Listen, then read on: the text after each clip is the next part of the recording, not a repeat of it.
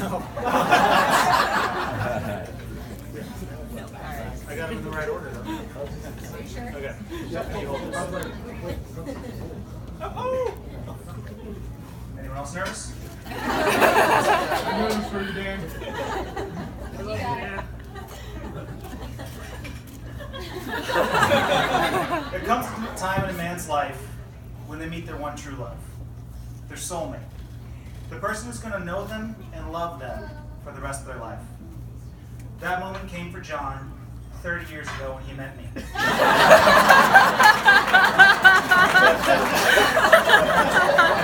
I guess I should introduce myself to those of you who don't know. My name is Dan. May I get you a drink? If you'll all be hanging out by the bar later, so please come, say hi, and make sure to use my full name. To be asked to be John's best man today really was an honor for me. And it was actually very honorable for him as well. He finally decided to admit to the world that I really am the best. There's a rule, you know, a certain bit of wedding etiquette we guests have to follow. No woman should look better than the bride, and no man should look better than the groom.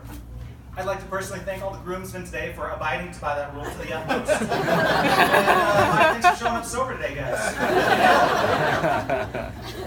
Your best. Let me go ahead and get some thank yous out of the way as well. To all the guests, I'd like to personally thank you from the bottom of my heart for taking the time to travel here tonight. I know many people hopped on planes or drove many hours to come here today.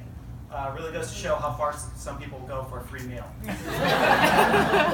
For everyone who helped get this party going tonight, from the catering staff to the wedding planners, your professionalism has been superb, and I thank you.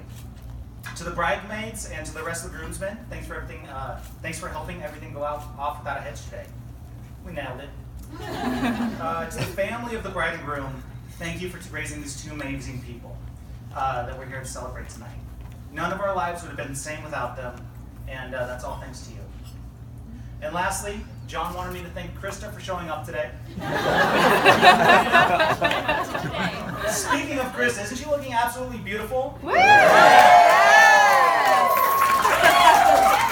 Not only is she gorgeous, she's also caring, sweet, and she deserves one hell of a husband. Thankfully, she decided to marry John before she found one. And where to start with John? We met in the 80s.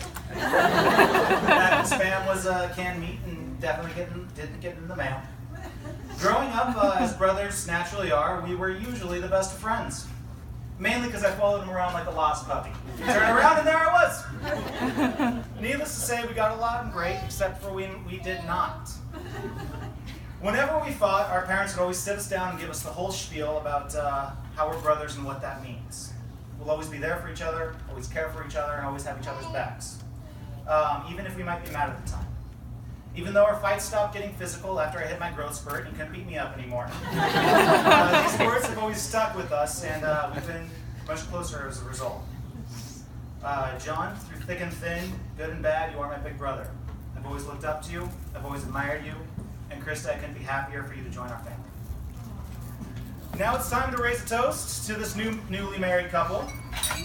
May your lives be filled with adventure, overwhelming amounts of movie dates, Friday night pizza, and children playing in the backyard, beach vacations, love, laughter, and a blissful marriage through and through. Cheers. Cheers.